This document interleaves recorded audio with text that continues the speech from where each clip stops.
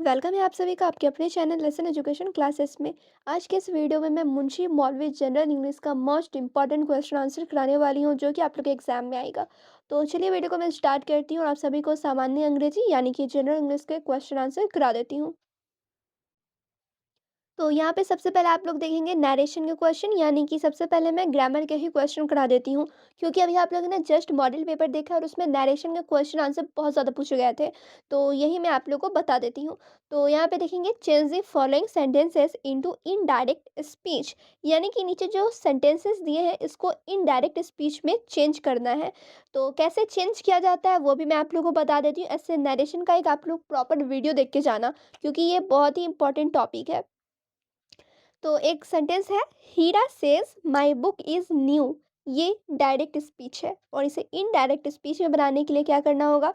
तो सबसे पहले हीरा जो है वो आप लोग हीरा का हीरा ही लिख देंगे। सेज का यहाँ पे कन्वर्ट करके टेल्स आ जाएगा। ठीक है, हीरा सेज के जगह हीरा टेल्स आ जाएगा। और कोई भी सेंटेंस जोड़ने में डैट यूज़ होगा ही। ठीक है, जब भी आप लोग डायरेक्ट या इनडायरेक्ट स्पीच बनाएंगे तो बीच में डैट लगाना ही है। ठीक है, जैसे यहाँ पे देख रहे हो कॉमा दिया हुआ है ना, हीरा सेज, उसके बाद यहाँ पे कॉमा दिया हुआ है, उसके बाद दूसरा एक सेंटेंस है, तो वहाँ पे आप लोग बीच में डैट लगाएंगे। ठीक है, ये हर सेंटेंस में करना ही है। आप लोग देखोगे जितना सेंटेंस देखोगे सब में डैट है। इसमें भी डैट है, इसमें भी डैट है, और इसमें भी है, इसमें भी है। कोई भी सेंटेंस को जोड़ने के लिए डैट लगाना ही पड़ता है। तो हीरा टेल्स डैट माई बुक की जगह हीज बुक हो जाएगा, इज न्यू का इज न्यू ही हो जाएगा, बुक का बुक हो जाएगा, और माई की जगह हीज आ जाएगा। ठीक है, बस इतना ही फर्क है। समझ रहे हैं आप लोग? सेंटेंस आप लोग देखेंगे तो खुद समझ में आएगा। हीरा सेज में हीरा का हीरा हो गया, सेज का टेल्स होता है इनडायरेक्ट में स्पीच में चेंज करने पर, और माई का यहाँ पे आप लोग तो हीज लिख देंगे। बुक इज न्यू सेम है। डैट यहाँ पे जोड़ने के लिए लग जाएगा, यानी कि कॉमा हटा के बीच में डैट लगा देंगे आप लोग। नेक्स्ट आप लोग सेंटेंस देखेंगे। सेंटेंस है कि you will say he is ill. तो यू विल का यू विल हो जाएगा, से का टेल होता है। अगर यहाँ पे सेज होता तो नीचे यहाँ पे टेल्स हो जाता। सिर्फ से लिखा हुआ है इसलिए टेल है। अगर सेज रहता है एस लगा होता तो टेल में भी एस लगता, टेल्स हो जाता। ठीक है, इतना आप लोग को समझ के करना है। तो यू विल से का क्या हो जाएगा, यू विल टेल, और यहाँ पे फिर से कॉमा है तो यहाँ पे आप लोग डैट लिखेंगे, और ही इज इल का ही इज इल ही हो जाएगा। क्लियर? फिर एक और सेंटेंस आप लोग देखेंगे, he said you must be silent. तो ही सेड है यहाँ पर, तो आप लोग सेड के जगह टोल्ड लगाएंगे। ठीक है, यानी कि सेड का क्या हो जाएगा, टोल्ड हो जाएगा। क्लियर? तो he said he told me that, यहाँ पे आप लोगों को लगाना ही है, यू का आई हो जाएगा, must be silent same to same यहाँ पे लग जाने वाला है।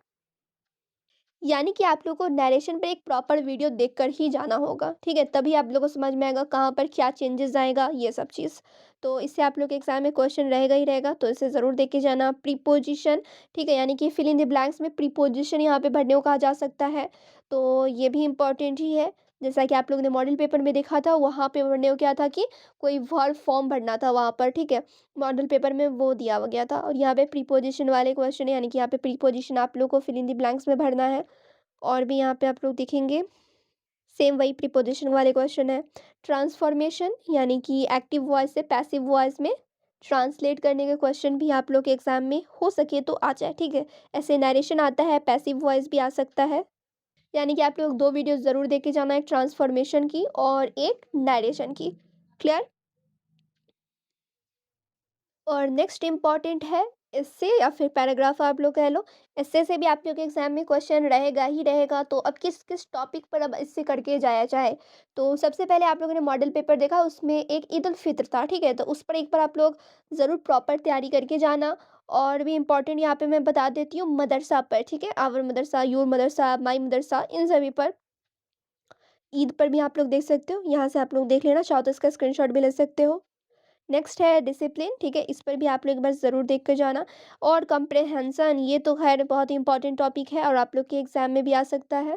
कंप्रेहेंसन, ठीक है, कंप्रेहेंसन में क्या होता है, एक पैसेज दिया होता है, जैसे यहाँ पे आप लोग हेडिंग पढ़ेंगे, reading the follow passage carefully and answer the question that follow. ठीक है, यानी कि ये जो पैसेज दिए हुए हैं इसे आप लोग को केयरफुली रीड करना है, ध्यान से पढ़ना है, उसके बाद इससे क्वेश्चंस दिए गए हैं उसको आप लोग को ढूँढ-ढूँढ कर लिखना है, ठीक है? इसमें बहुत ही आसानी से मार्क्स मिल जाते हैं, वो क्यों मैं कह रही हूँ? क्योंकि क्वेश्चन भी इसी में से पूछा जाता है और आंसर भी इसी में छुपा रहता है, तो ढूँढ के बच्चे सब लिख ही लेते हैं। तो यहाँ पे तो आप लोग को फ्री में ही नंबर मिल जाएँगे। और इम्पॉर्टेंट एक टॉपिक है एप्लीकेशन, ठीक है? अब ज़रूरी नहीं है कि मॉडल पेपर में एप्लीकेशन था तो एप्लीकेशन ही आप लोग के एग्ज़ाम में आएगा, लेटर भी आ सकता है, तो दोनों का टॉपिक नहीं फॉर्मेट आप लोग देख के लेंगे, ठीक है? तो सबसे पहले यहाँ पे लेटर का आप लोग फॉर्मेट देख लो, उसके बाद एप्लीकेशन का ही फॉर्मेट मैं आप लोग को दिखा दूँगी। तो लेटर का क्या फॉर्मेट होता है, पहले ये आप लोग देखेंगे।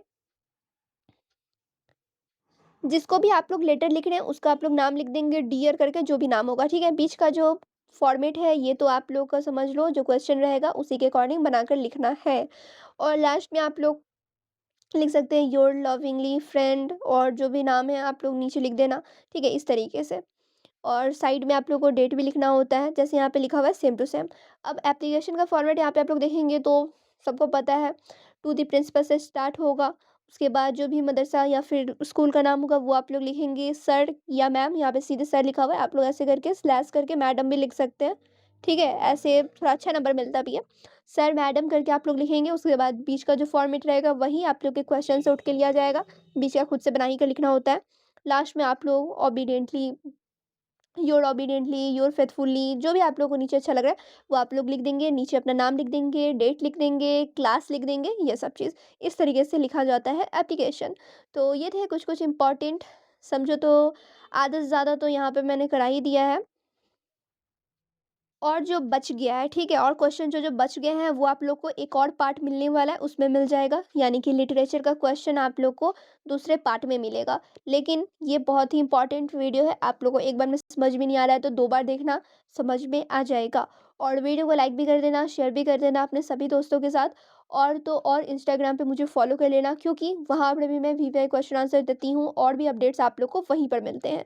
सो आप लोग इंस्टाग्राम पे जाके मुझे फॉलो कर लो, लिंक डिस्क्रिप्शन में मिल जाएगा।